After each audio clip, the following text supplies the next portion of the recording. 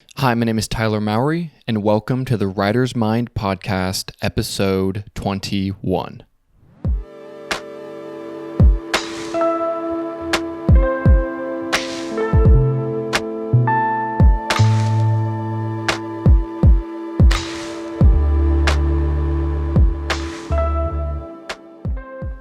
All right, welcome to another episode of the Writer's Mind Podcast. If you're looking for episode 22 and all the other even episodes, you can find them on the Patreon at patreon.com/thewritersmind.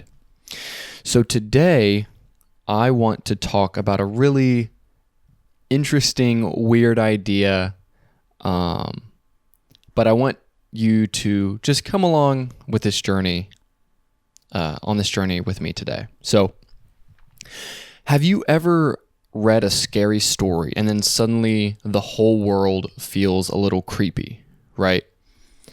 Like, have you ever watched a horror movie or gone on the internet and read very creepy short stories, and then suddenly, like, you're in your day-to-day life and things are just kind of off now. You're noticing sounds you didn't hear before. You're picking up on things that seem strange to you. And it feels like things are just different. You're in this sort of different world because you have read these horror stories or watched these horror films.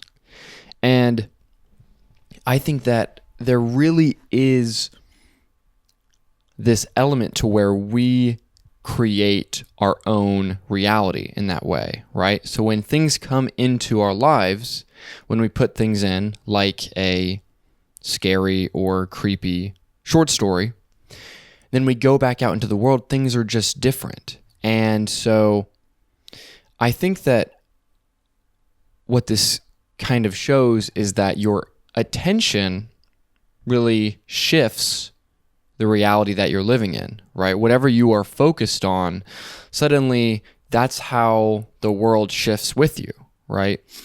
It's almost like there's this consistent feedback loop between the reality we exist within and our perception of that reality, which then changes the reality we exist within, which then can change our perception and back and forth.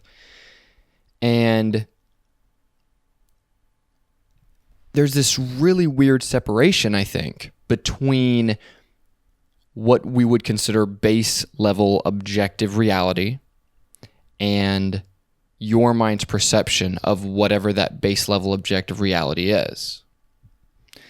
And so what this creates is this weird zone where when people talk about how, you'll hear some sort of mindset guru or something talk about how you create your own reality. And that's like a very weird concept to talk about. It's like, what are you talking about? We exist in a world. This world is objective. But when you actually think about your own perception, how you perceive things does change the reality you exist in, because the things you're noticing are different, the actions that you're taking are different, and your world begins to shift based upon your perception. So this is such a fascinating idea to think about, because it's like part of the idea when people talk about breaking bad beliefs or breaking limiting beliefs or having a mindset shift, what this is doing is influencing the reality you exist within by influencing your perception and what you are paying attention to. And so what's interesting is we can get into these zones of, this is my reality because this reality is based upon the routine I exist within.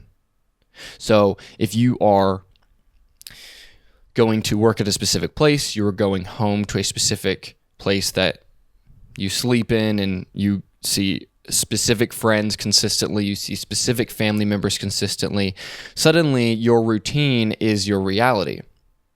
And so there is this idea that if you break out of that routine, you really can start to realize that certain elements of your perception are not based upon this base level reality, but based upon your perception within a given routine. And I know this is kind of a very heady concept, but I want to talk about this because it is really interesting to me. And so what we can do to ourselves and to other people is we can really install new realities onto ourselves and onto others, right?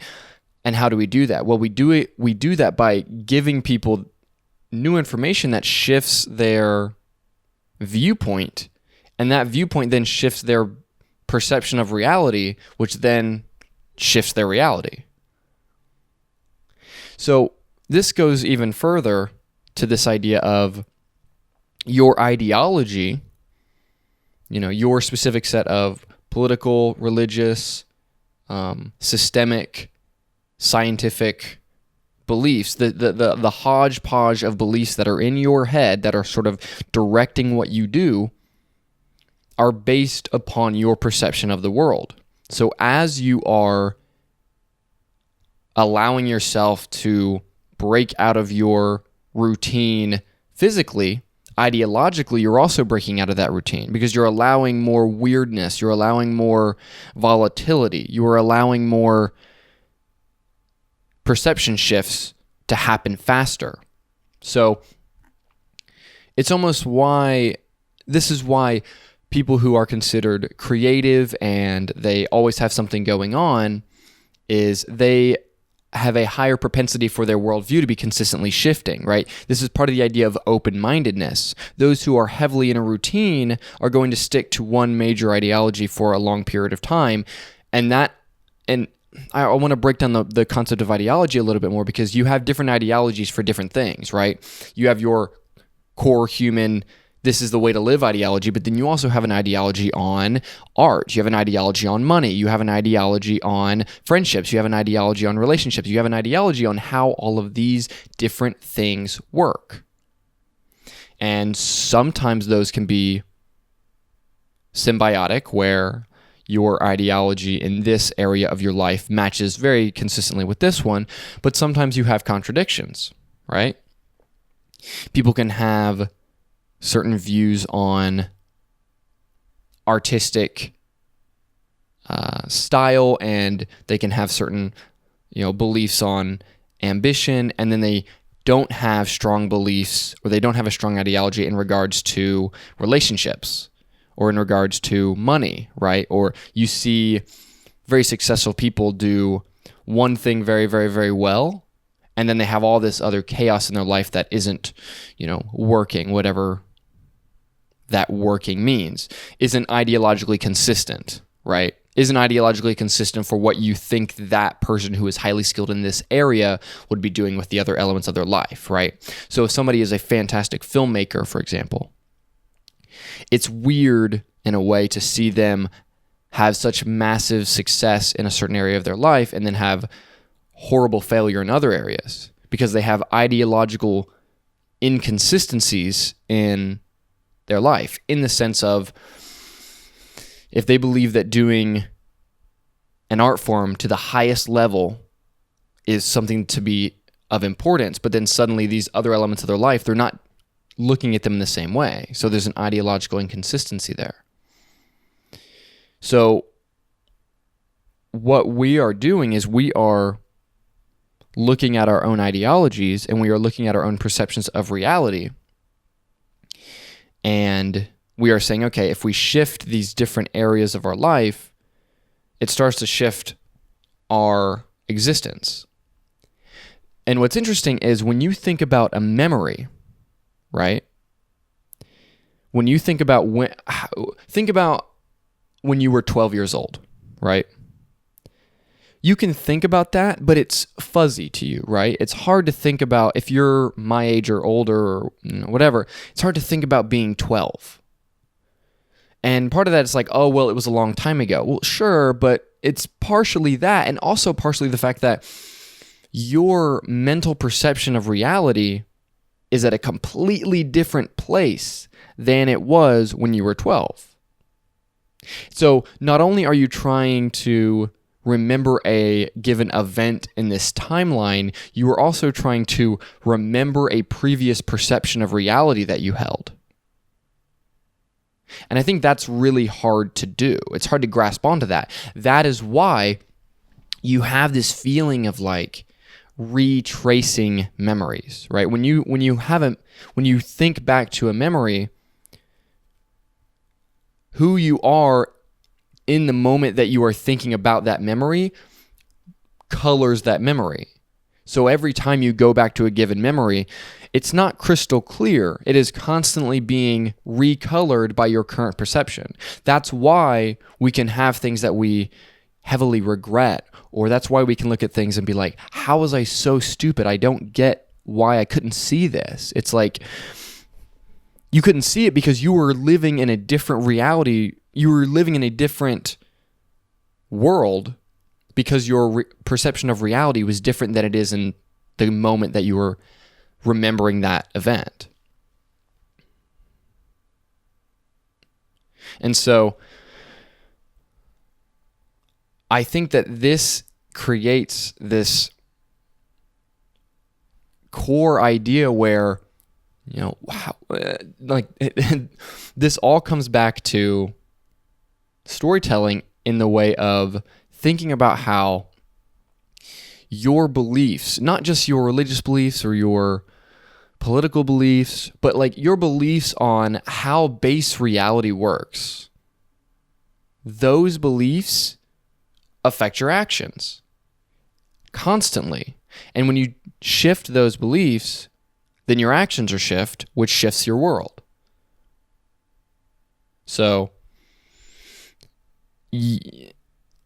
that's when people talk about manifestation, right? Like, I think I haven't done a ton of research into manifestation and that, but I definitely have friends and people in my circle that subscribe to some of these ideas. And it's been interesting to talk with them about it because part of the idea is that you are trying to intentionally form a vision of yourself that then comes into reality. So what's happening there is you are trying to intentionally shift your perception of reality to then have the things you want, right? That's kind of I think that as somebody who isn't super well versed in manifestation, that is my sort of best summary I feel like I can give. And I do think there is an element of truth to this, where your true core beliefs about yourself and what you can do color the world that you exist in. And so even on a level, this is where it kind of gets really interesting. Because even on a level of how your town works, right?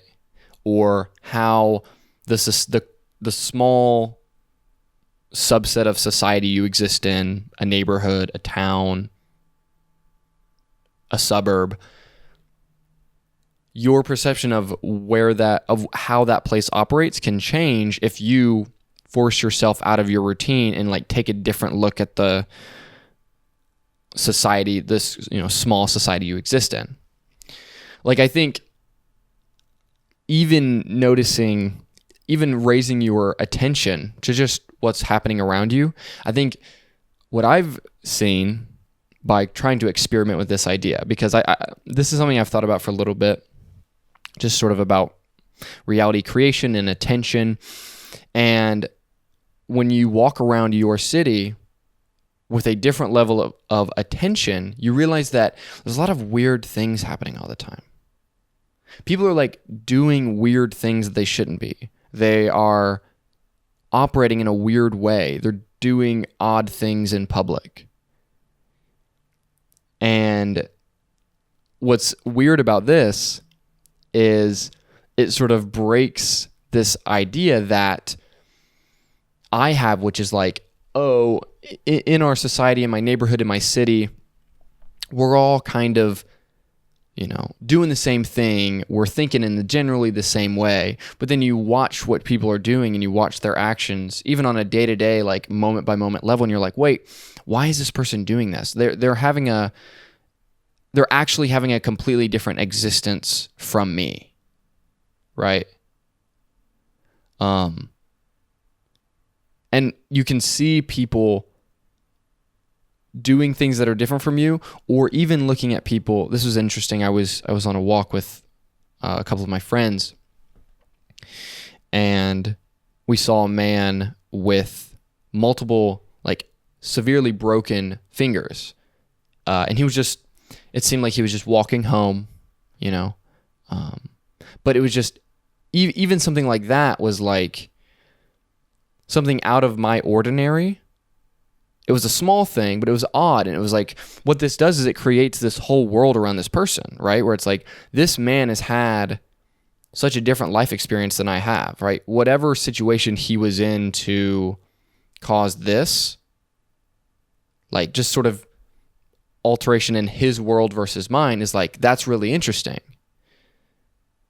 Because I think it really comes down to the idea of like how individual people can be in that way, right? Where the world around you is kind of just odd and weird things are happening and people are having their own existences and they're having their own perceptions of reality.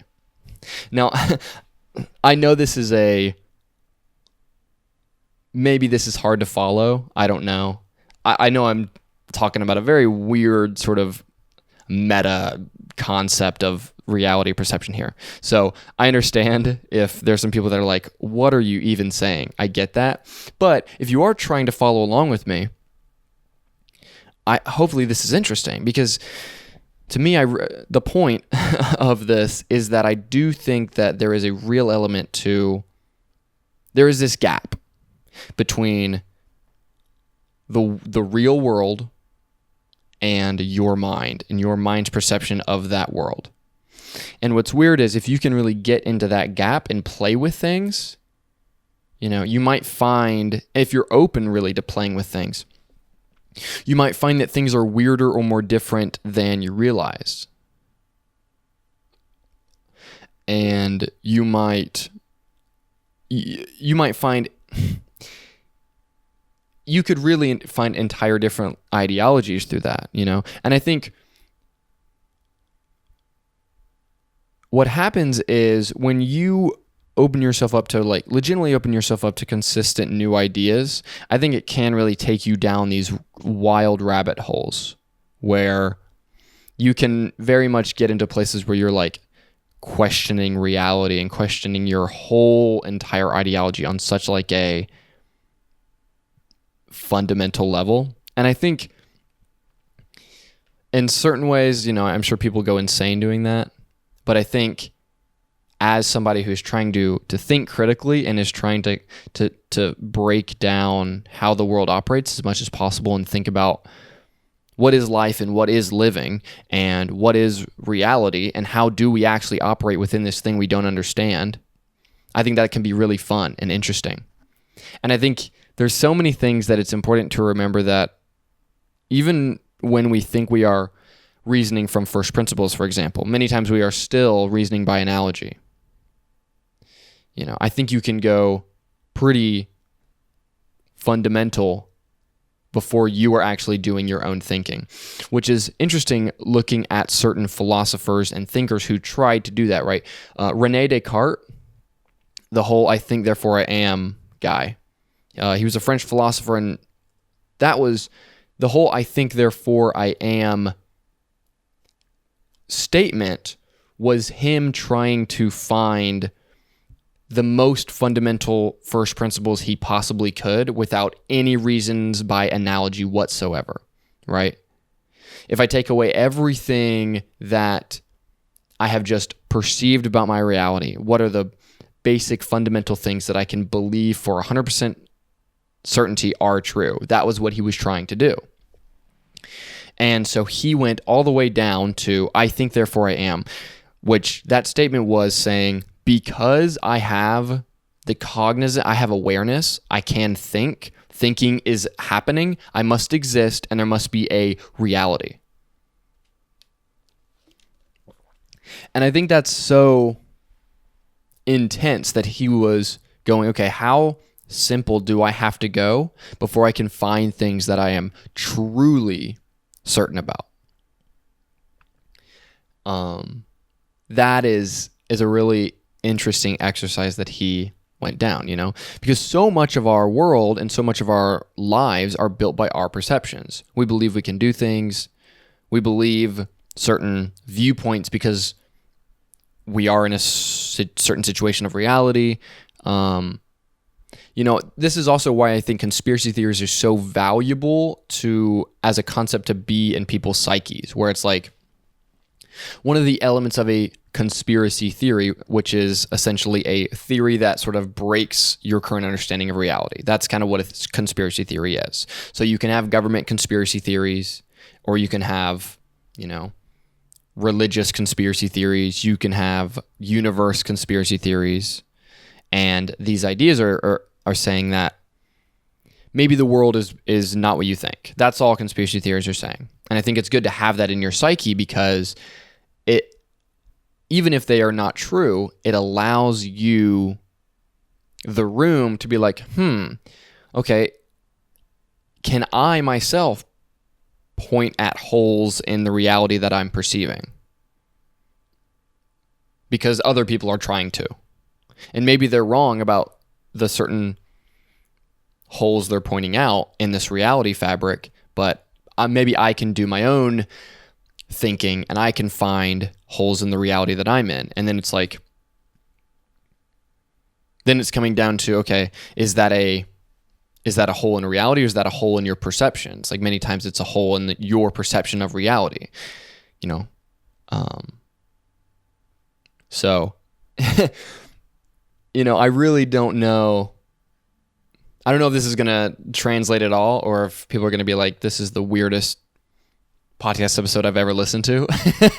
But like, I think there's a real interesting element to this idea of it's important to keep things on a certain level of volatility in your life, because volatility creates new experience, volatility creates new ideas, and volatility can create new perception. So when you're interested in new things, when new things come your way and you take a second to look at them, it allows you these new paths to go down, and you're like, oh, I didn't realize that this was a path I wanted to go down.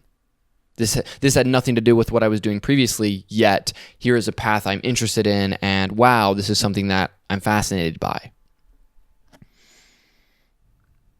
And so, if you follow me on Twitter, which, don't, I'm just messing around over there, but I am interested in Bitcoin and like the whole concept of this digital currency that's been created. And it has nothing to do with writing, but it got into my sphere. And I was like, oh, this is interesting. Let me follow this weird rabbit hole of this other thing that I haven't previously thought about at all. And then suddenly I was really fascinated by this. And it had nothing to do with what I was doing previously.